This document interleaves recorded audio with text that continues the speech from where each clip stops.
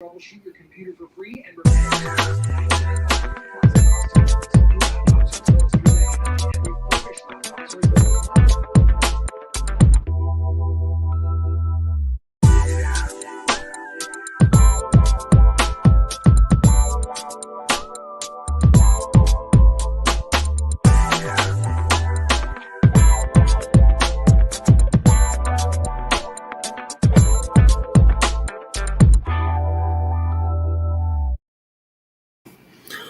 What's going on, everyone? This is Nate the Great coming to you live from the All Sports All Plays Network. Sorry, I have hiccups today. I'm here today with Greg Hot Seat Galno. Greg, how are you doing? I'm doing really well, Nate. How you doing tonight, bud? Oh, I'm excited. I'm excited after yesterday, after the Avalanche had a 4-0 sweep to move on to the next round. Probably going to be playing the Vegas Golden Knights. However, really the outcome of tonight can determine it. Determine who we play against. If the Minnesota Wild win, then they move on to Game 6. However, if Vegas wins, we play them next round. So I'm really, really excited to find out what's going on for this one. But we have a lot of hockey and a lot of basketball to talk about today. We'll start off with the hockey first. We'll start off with the first game, tied with the first game of the night, but the one that actually lasted the longest out of the two. It lasted not one, but double. It went to double overtime. The Pittsburgh Penguins lost today to the New York Islanders 3-2. So, Greg, I'm going to let you go first on this one. How do you feel about getting the third win in the series? How do you feel about that win tonight? Oh, man, I am ecstatic. I mean, I know that it's kind of been role reversal here, remember, because I've been singing the Avalanche's praises for a long time, and you've been talking about how you thought that the Islanders – but the Islanders are my team and the Avalanche is your team. So I know I'm ecstatic for the Avalanche because I've been talking about them for so long. But yeah, I'm really, really pumped up about today's game. I mean, a double overtime game, it doesn't get any better than that. And we were talking just last week about how there's going to be several more games throughout the playoffs and maybe the first round that we're going to go into overtime because we got a lot of highly contested matchups. We got a lot of matchups where everybody's pretty even. One team might be a defensive team, one team might be more physical, but we have some strong matchups, and I'm excited.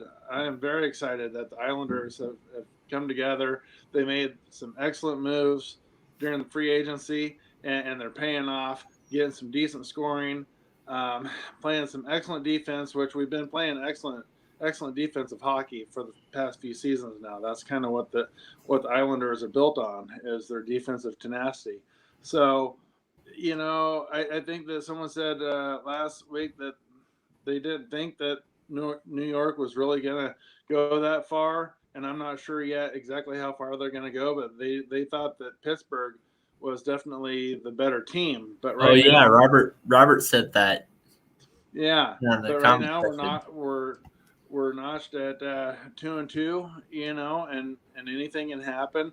We pushed it to the limit today. I mean, that's about as long as a hockey game, usually gets.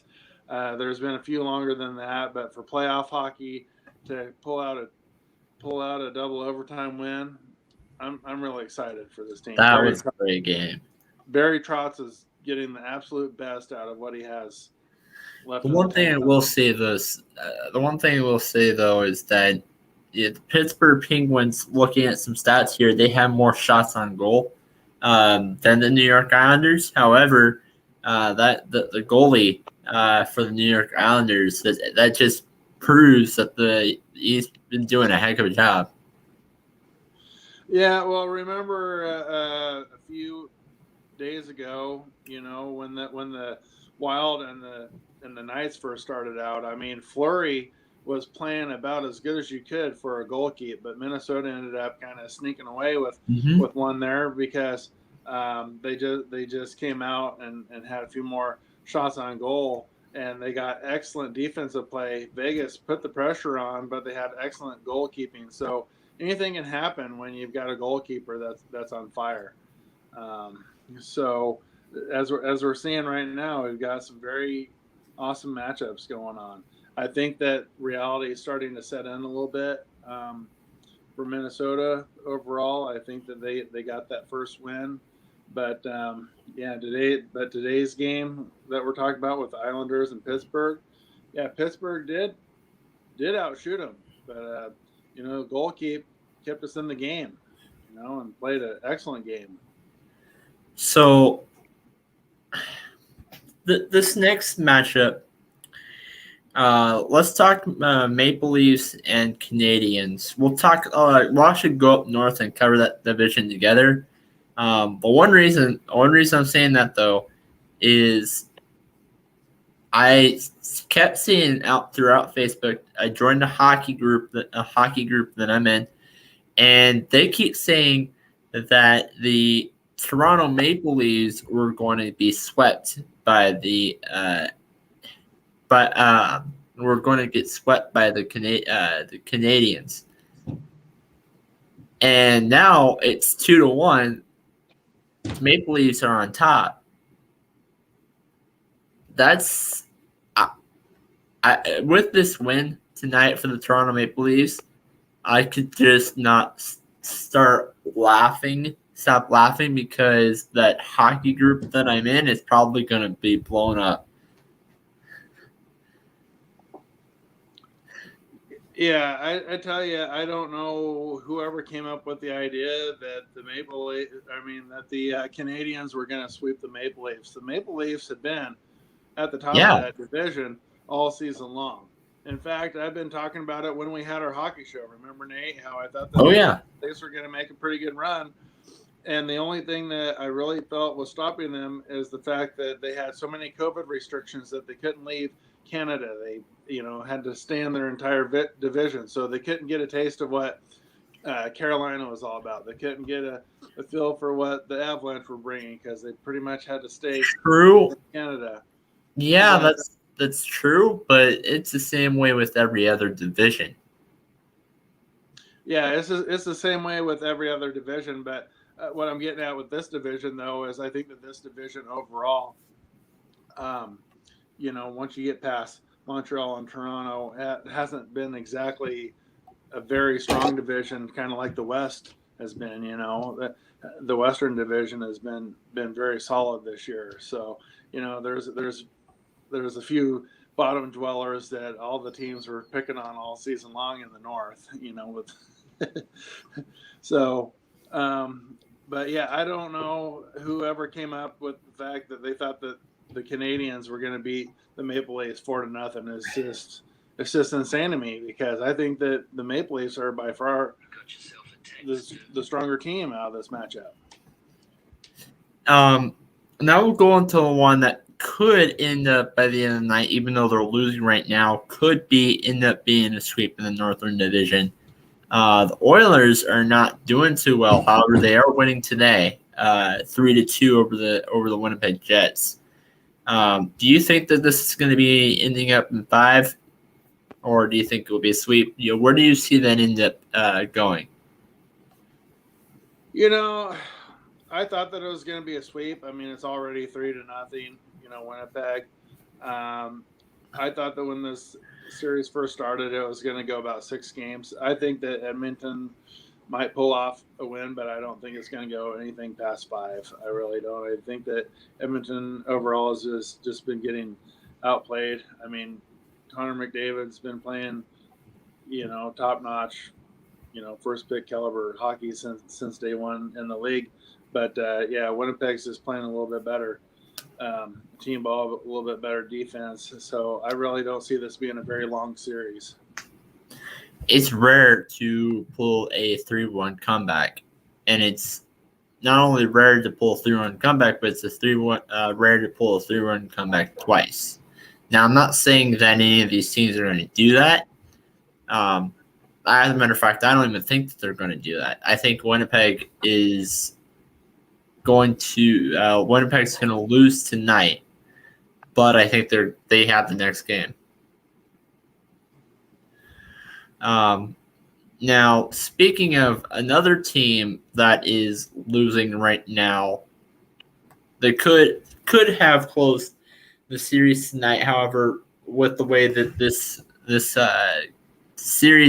game is going, I don't think so. Minnesota Wild are up 3-1 over the Vegas Golden Knights. And we talked about this last week. We talked about a Minnesota Wild team that they're very, very competitive. They're the only NHL team. They're the team that gave us the biggest loss of the season with the 8-0 win over the Colorado Avalanche. Now, talking about the Vegas Golden Knights, weren't they in regular season 8-0-3 against them? Yeah, it was like 8-0-3, something around that. So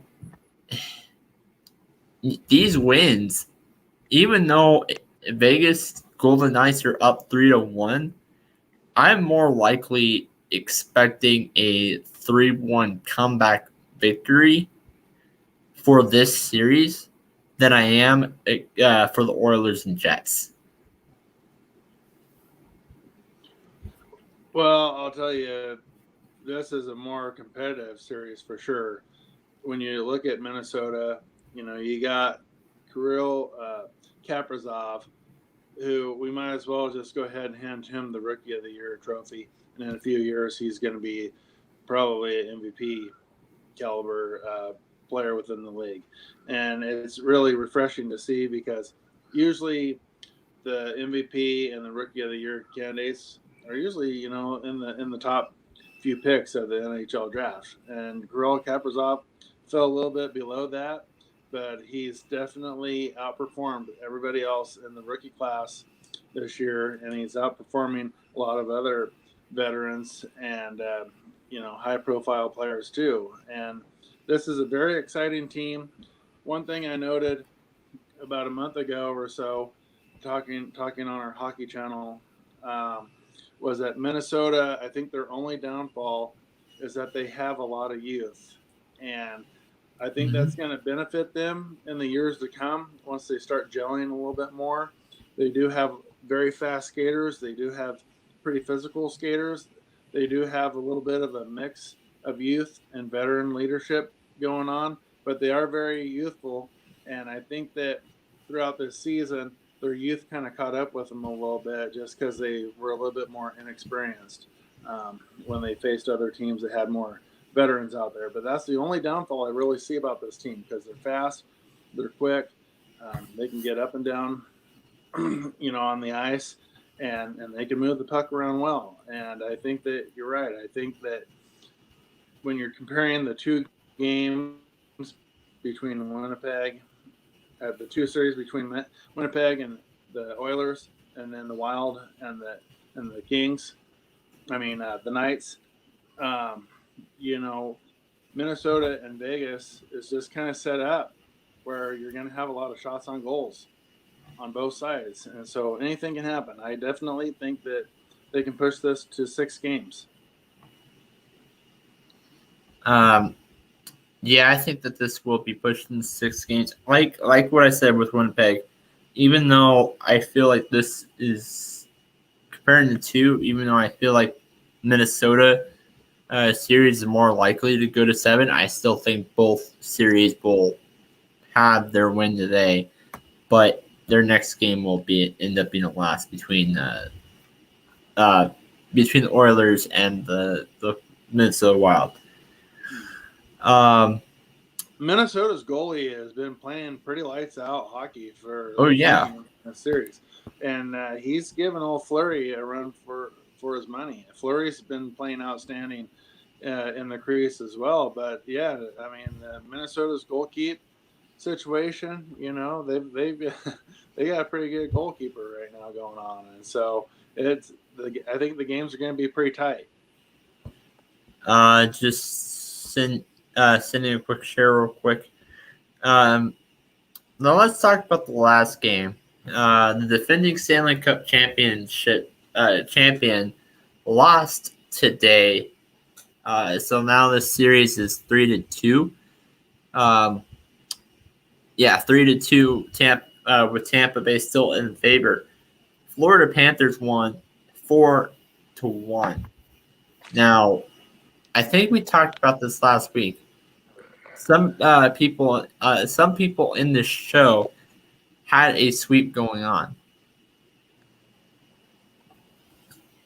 Now this has been a lot crazier, a lot of crazier series, especially this last game, with the Panthers winning 5-6 in overtime.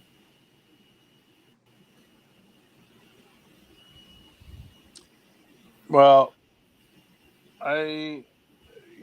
will you go back on that statement? Did you say that somebody had the Panthers were going to sweep this thing? No, Lightning.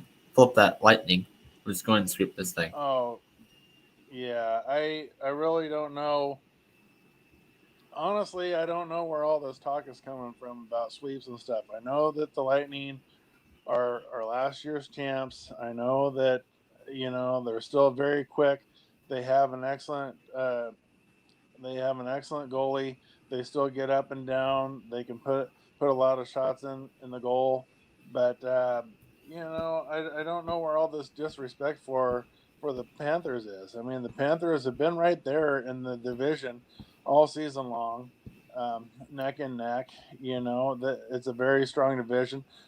Florida Panthers have been playing excellent hockey for the last several weeks. So I really don't know who would ever have it in their mind that, Tampa Bay is just going to come in and run all over the Panthers, because the Panthers have been one of the hottest teams in all of hockey over the last month. I'll be fair though, because this game did look like that way until Game 4. The series did look like that way because it was 1-0, 2-0, 3-0. But then Game 4 is where things started to turn around for, I keep wanting to say Carolina, Florida Panthers. Yeah.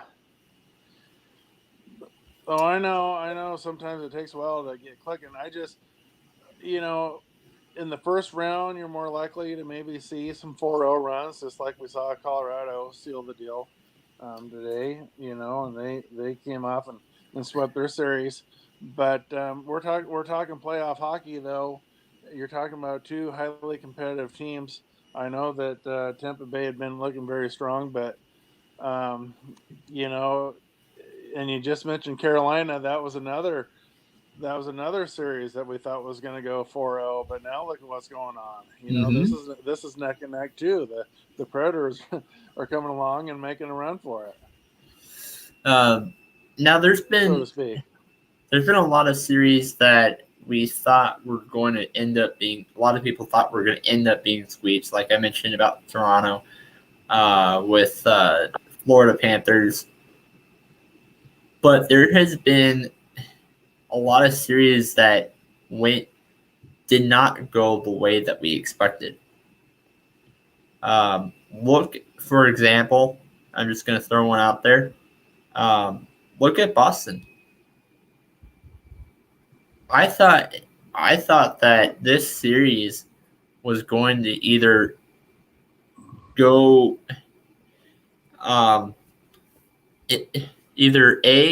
go the Capitals' direction if they couldn't stop. I'm blanking on his name.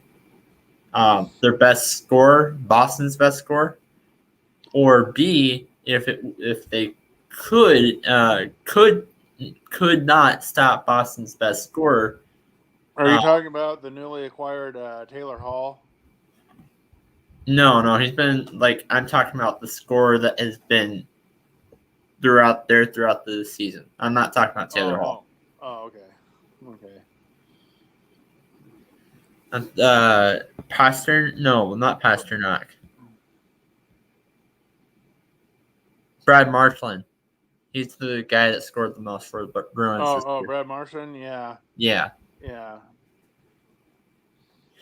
Well, I know that they made some moves around the trade deadline to try to take a little bit of pressure off of having him have to carry so much of the load. And they tried to get a little bit more extra help so that he wouldn't have to be the primary, who they would double team and everything out on the ice. So it just shows, why it was a great idea to get Taylor Hall. Yeah.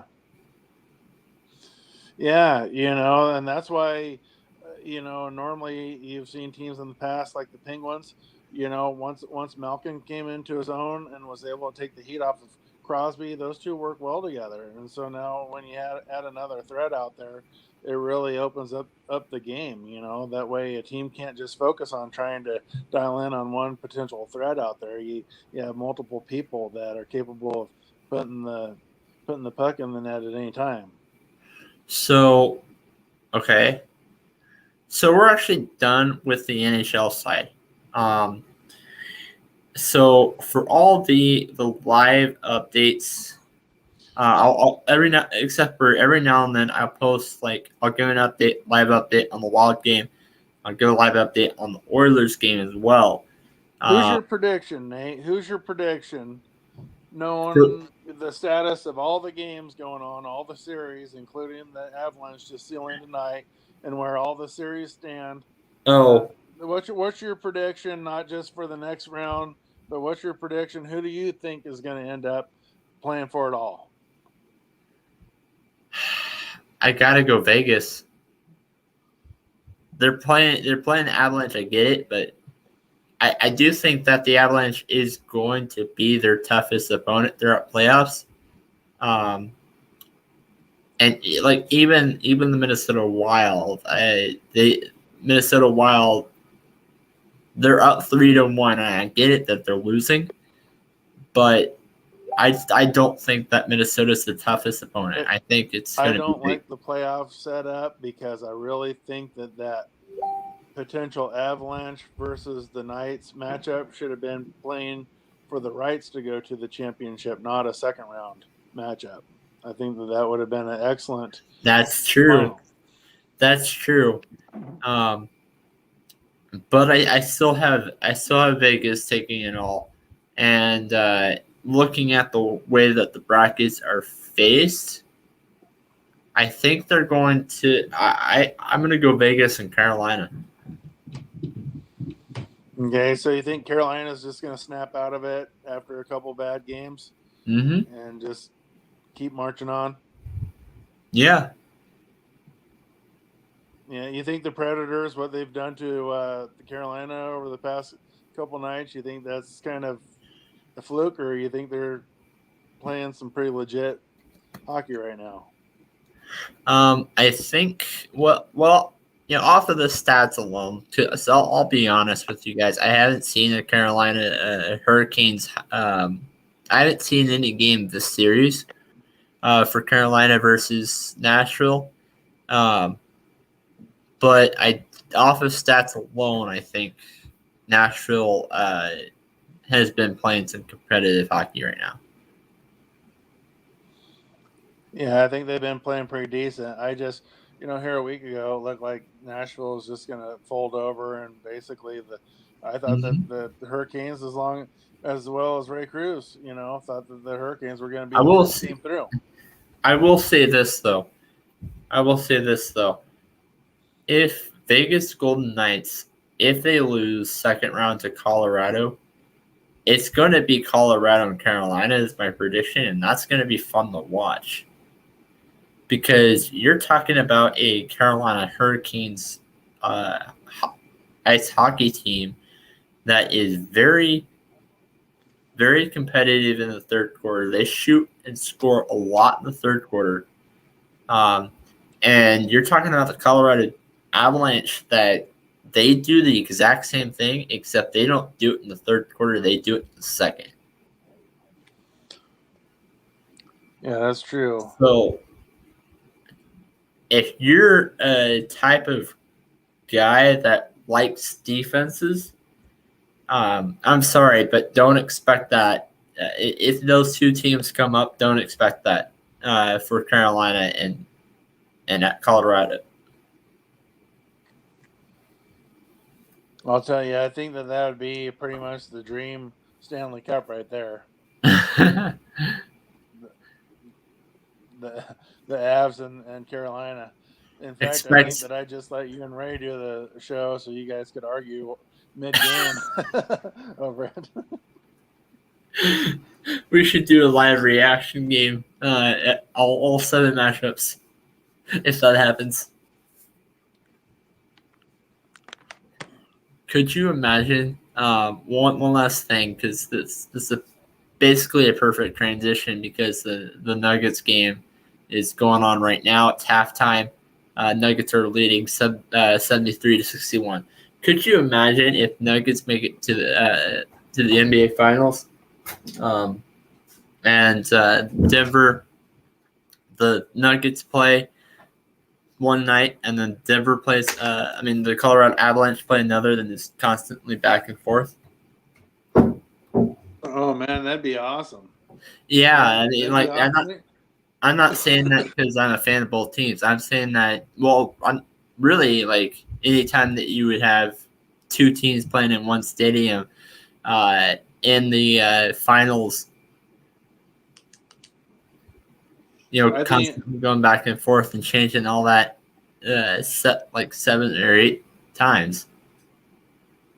Yeah, there's been. You're right. There's only been 7 or 8 times where the same city has been playing for the same title within the same week, and sometimes you got a married couple or something that have like season tickets to both, and the husband might go to one game and the wife might go to the other or something, just so they can be in two spots at once. So that's kind of fun to see too, when something like that happens. But it usually doesn't happen too often, and even more rare than that. But we've seen it a few times with UConn.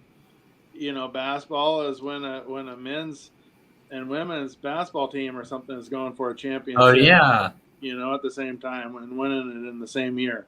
It's happened just a few times, but I mean that's got to be exciting, when you've got either a college team or a professional city that's got 2 teams that are playoff bound and making a run for a championship at the same time.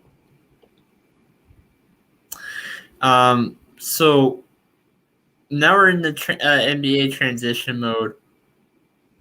I mean, I thought this was going to go into 7 games for the Milwaukee and Miami Heat. But after today, I'm not going to jump ship, but I seriously can see it being a sweep. I'm not going to jump ship on that, but I seriously see it being a sweep. Well, Miami, Milwaukee. I don't think it's going to go very long. I know that Miami had kind of it was kind of a shock to me last year to see them make it all the way to the NBA Finals. I thought that they had a good team, but they made an incredible run. I thought that they were way ahead of the curve as far as where they should have been. But yeah, when they went up against the Lakers and ultimately lost, I thought that they made an incredible playoff run because I didn't see them going that far last year. When you look at the Milwaukee Bucks, okay, and you got Giannis, the Greek freak over there, and he can pretty much do everything. He can put it on the floor, he can dunk, he can block, he can rebound, he can do it all. You got an MVP caliber player, coming in and giving it us all every night. I think that Milwaukee has been one of those teams that's been talked about the last few seasons as far as underachieving teams. When you look at what Milwaukee has done, and usually all the Milwaukee teams, when you're talking about the Brewers, talking about the Bucks, those franchises haven't really been known to go out and get big names and everything. But the Bucks have made a lot of moves over the last couple of years, and they've underperformed when it came to the playoff time. For the last few seasons. So it's very nice to see them get back on track because I think that they were a team that was expected to make a big splash last year and they just didn't. They couldn't get anything going on in the playoffs, but they sure seem to be in sync now, and I think you're right. I think they're going to probably win this thing, maybe sweep, but I don't see it really going past 5 the way they're playing. I mean, they put up 100. What did they put up tonight? About 130 points or so. Yeah, it was 132 to 98. Giannis Antetokounmpo, he's the guy that scored the most points in this game. 31 minutes, 13 rebounds, 6 assists, and 31 points. But the guy that scored the second most wasn't even part of their starting 5 rotation. Brian Forbes. Drew Holiday didn't score that much. Chris Middleton did not score. Well, he was the 3rd leading scorer in this game with 17 points during those 24 minutes that he played. And then Drew Holiday was number 4. But actually, no, Drew Holiday was Pat Connaughton was their number 4. But Brian Forbes just came out of nowhere being that 6th guy and had a monster game with that 22 those 22 points. Now, if you're Milwaukee in game 3, would you maybe consider, after a monster performance like this, putting him on the bench as part of the starting rotation? You know, I've coached a little bit at the college level. I haven't coached, I haven't coached anything after that. But I'll tell you that when you get a performance like this from a person coming off the bench, I don't think that you necessarily accelerate that person into the starting lineup, even though that person came in and did a fantastic job and got you 20-plus points and everything like that. Because I think that once you get into your starting lineup and your starting matchups, you have everything kind of set. And a lot of NBA teams are set up, especially in the playoffs. They get their starting lineup, and they usually don't like to mix and match. Every now and then you'll find a coach that likes to mix and match and maybe have a different lineup every few games or something. But for the most part, they like to know their rotation. They like to know who the first person off the bench is. They like to know, who's going to come in at this mark, who's going to come in and give this guy a rest. They kind of have an ebb and flow of what they want each and every single game to look like as far as break time and rest minutes and everything like that. So I don't think that I would insert him into the starting lineup, but I'd definitely be looking at maybe getting him more minutes. And if he keeps playing as soundly as he does, maybe let him be out there to finish the game. I know that a lot of teams end up finishing the game with their starters, or at least 4 out of their 5 starters when it comes to close out a game. But yeah, if he continues to play well, at least get him some more minutes, get him some more playing time, and see what he can do, and maybe finish out some games and stuff. But I don't think that I would tinker around too much with the starting lineup right now, because Milwaukee has a good thing going. They've got a lot of momentum, and I don't think that I would mess with that right now.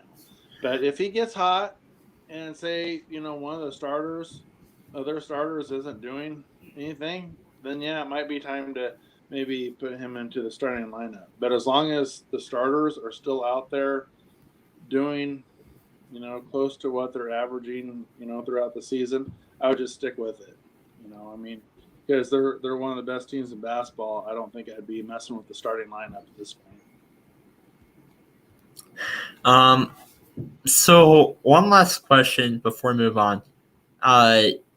Let's talk a little bit about Miami real quick. Their leading scorer tonight was Dwayne Dedmon. Jimmy Butler did not have a great game. Ben Adebayo scored 16 points. Dwayne Dedmon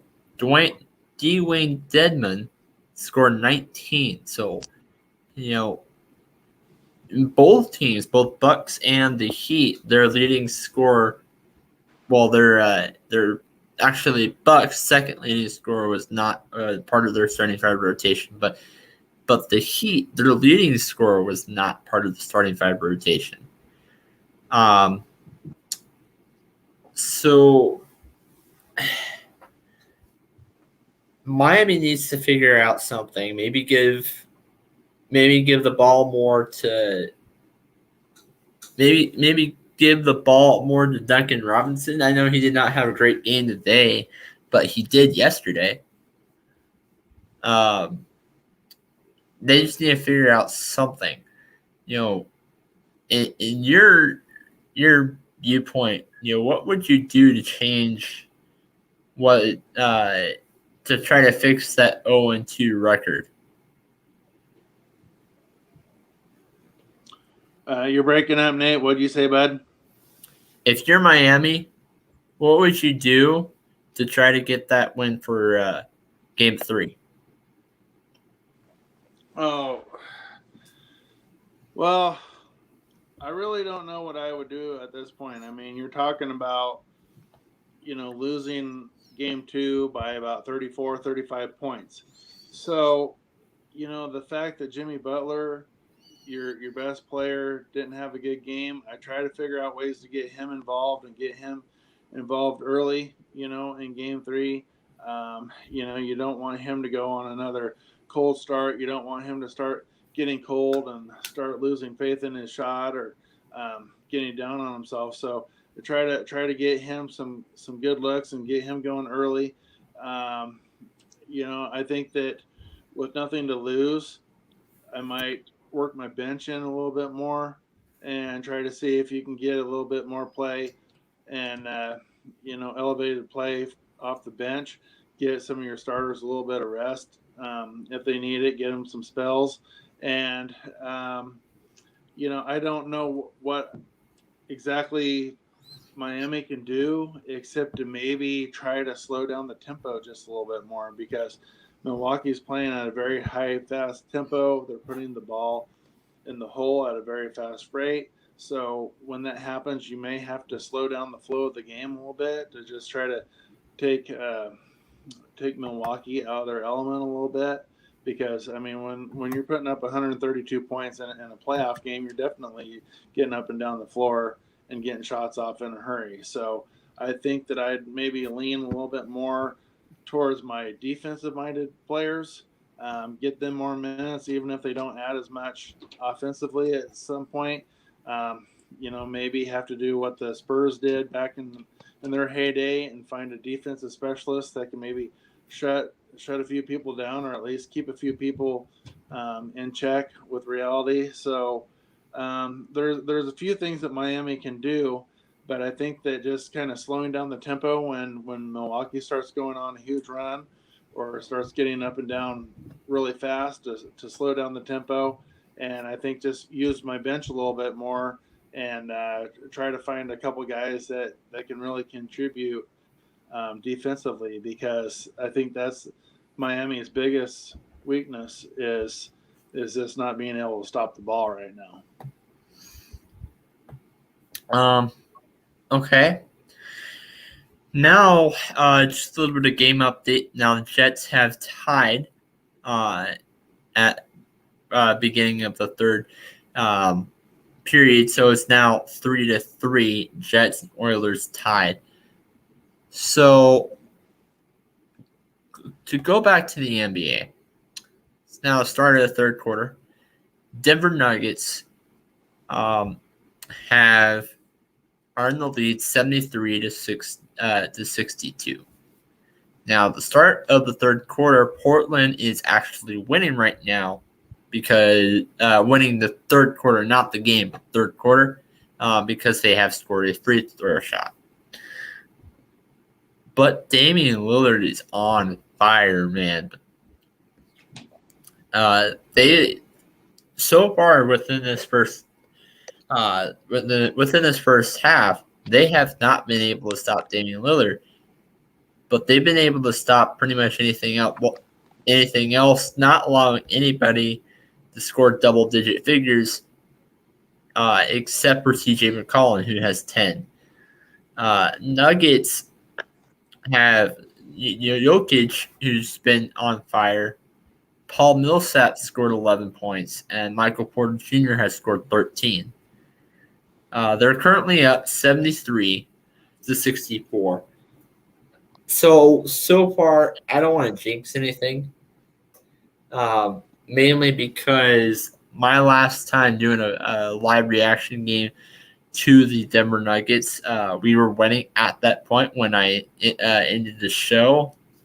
But so far, I think really this Denver team has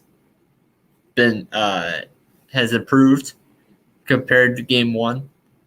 However, I still think it's going to be Portland in 6. As a matter of fact, I think that the 2 wins that Denver is going to take are Game 3 and Game 4. I think that Portland's going to win tonight, even though they're trailing right now.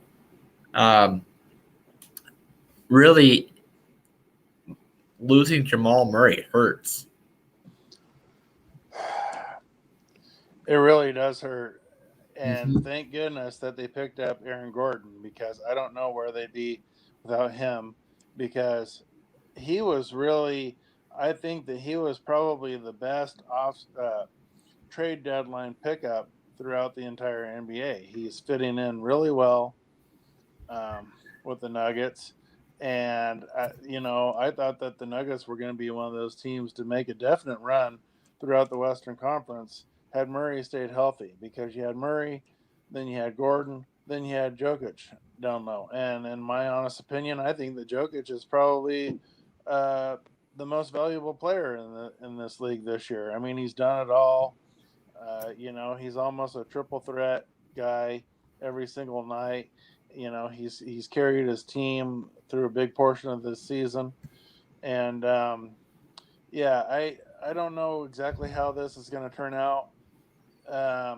Because when you're looking at the Blazers, they've got a lot of internal problems going on right now. I've heard speculation that they're thinking about getting rid of Terry Stotts if they don't really do much in the playoffs, which I don't know why.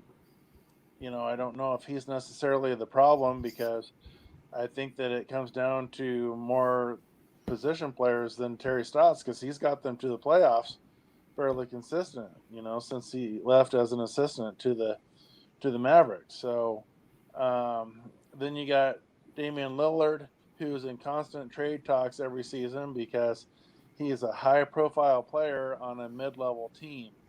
And he puts up massive numbers. He has unlimited range. He's an unstoppable force. He's an elite point guard. He's a decent defender. And you always hear the trade rumors that the Sixers or the Lakers or the Clippers or somebody is interested in Damian Lillard. And I don't think he wants to leave Portland, but there's always He's not going to leave Portland. Yeah, there's this always constant swirl about either breaking up McCollum and Lillard. One or the other have to go. And I think that they mesh really well. And as far as the backcourt is considered, I think that, they're one of the best in the business as far as putting up points and delivering high-level play every single night. They're right up there with Chris Paul and Devin Booker, the Suns. So I think that this series here is going to go the distance, because I think that if Murray had been healthy, I think that Denver would have easily won this series, because you would have had the big three with Murray, Jokic, and Gordon in there, and they were meshing really well. Where Portland has basically Damian Lillard, and then McCollum usually comes around and gives him a hand, and Carmelo is decent still from time to time. But I think that this is going to go. I think this is going to be a 7-game series. What do you think, Nate? I think it's going to be 6. And you think the Blazers are going to take it? Yeah, I think, unfortunately, I do. You think it's just because they have a little bit better bench depth, or what? They just have a lot better firepower. I think I still, it's not, that's saying that Portland is going to win in 6 does not mean that I don't have faith in my team. No, I think that you're looking at the statistics, and I think that it probably matches up. It's just saying that for the Blazers. it's just saying that even though I think they can win this series, this is definitely a winnable series. I just don't think they will win it. You think it's because their backcourt has been completely depleted after Murray went down? Yeah, with Murray going down, I would have flipped it. It still would have gone 6 games, but I think Denver would have had that victory. But otherwise, Portland in 6 because Jamal Murray's hurt, and that he makes a definite. He's not our number 1, but he is our number 2. Right. So that's all I had. Do you think you have anything else before we give us close?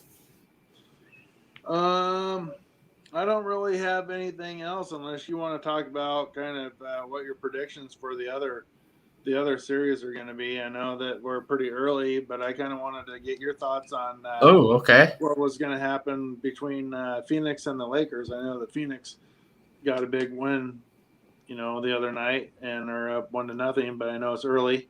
But you got a pick that might go against what your buddy Freddie has to say. He thinks that this series is going to go in. He doesn't have a prediction on who's going to win. As what he told me. He doesn't have a prediction on who's going to win, but he does think that the Phoenix Suns and Los Angeles Lakers game is going to go in the 6th. Yeah. For me, Father Time is undefeated, and it's definitely showing that in this series. I do think it's going to be a competitive series. I'm not going to lie. It's going to be, you have a heated rivalry, stuff like that. It's going to be 7 series, but I think Suns are going to move on to the next round and face Portland. I hate to take anything from the defending champs.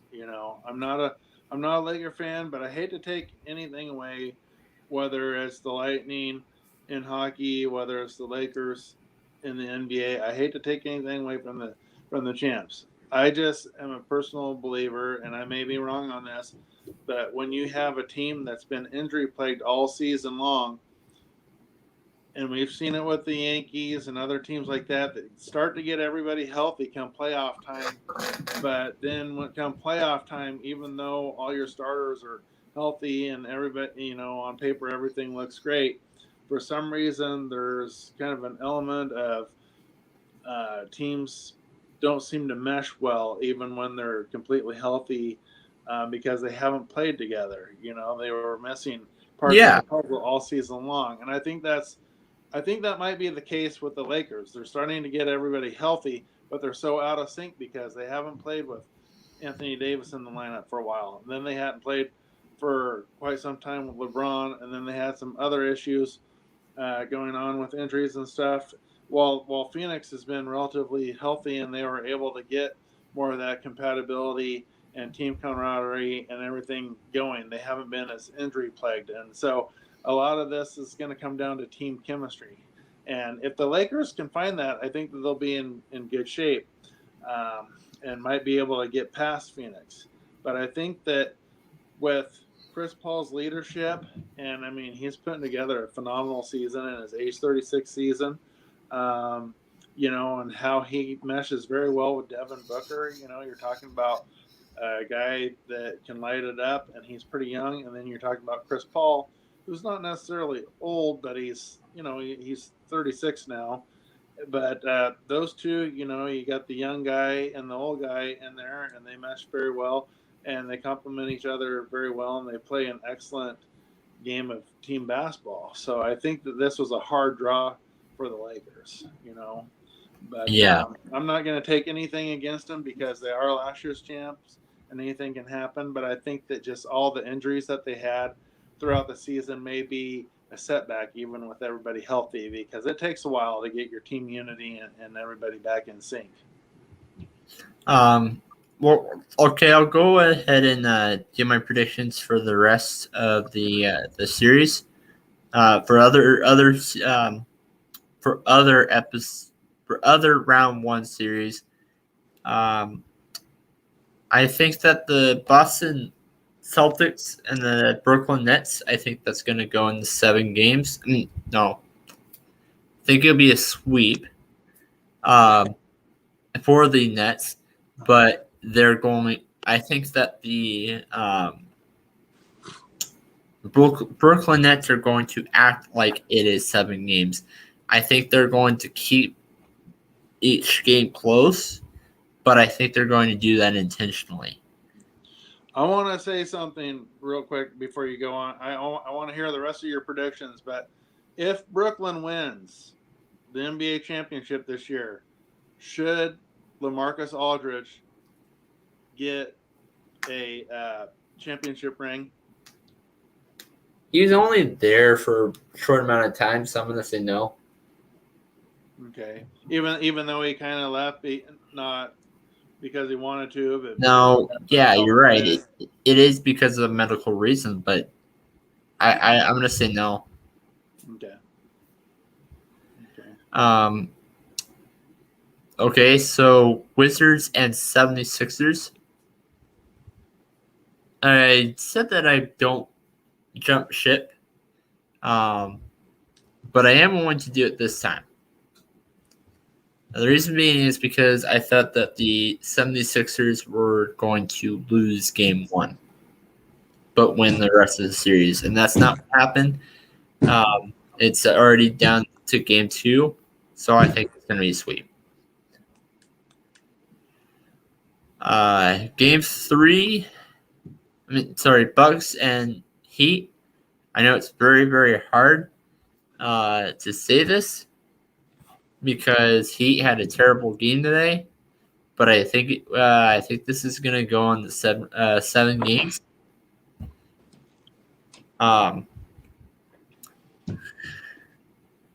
So Utah and Memphis, I think that's going to go into 7 games, but Utah being victory.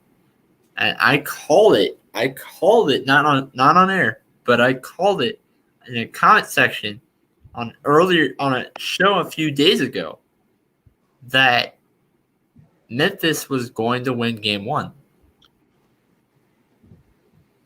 Well, I think this is also going to be a very competitive series. I hope that Donovan Mitchell doesn't get all in his head over the fact that he was out for the first game and all that stuff. And I hope that he can bounce back and put all this behind him.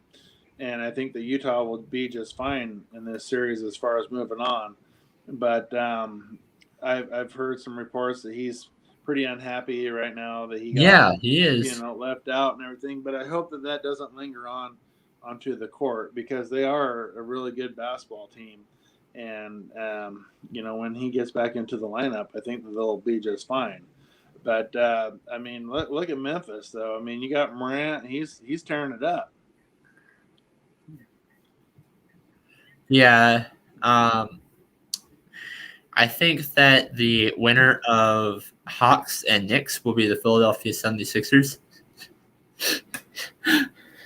Realistically speaking, because that was kind of a joke. It was kind of a joke because, no, being honest, for a sec, I think it's going to last in the seven games, and I think that the Knicks are going to hang on at the end. Hawks are eliminated from this round. Knicks move on, but Knicks lose to the 76ers in the next round. Are the Knicks one of your most surprising teams of the NBA this season? I'm not going to lie. They're my only surprise team of the season. Everybody else was not that unexpected. Okay, so let's move on. I'll talk about the other games real quick, and then we'll go to this other game. Dallas and Clippers. I think that's going to be Dallas. Dallas is going to come on top, and I think Dallas is going to come up top in 7 games. So you think that the Clippers' woes are going to continue in the playoffs, huh? Yeah. I mean, they have Kristaps Porzingis. They didn't. He got hurt in Game 4, I believe, of last year. You know, for years it was the Clippers. You know, if you wanted to make money in Vegas, just bet on the Clippers to not make the playoffs for years. And now I guess if you want to make money, it's bet on the Clippers not to make it past the first round. So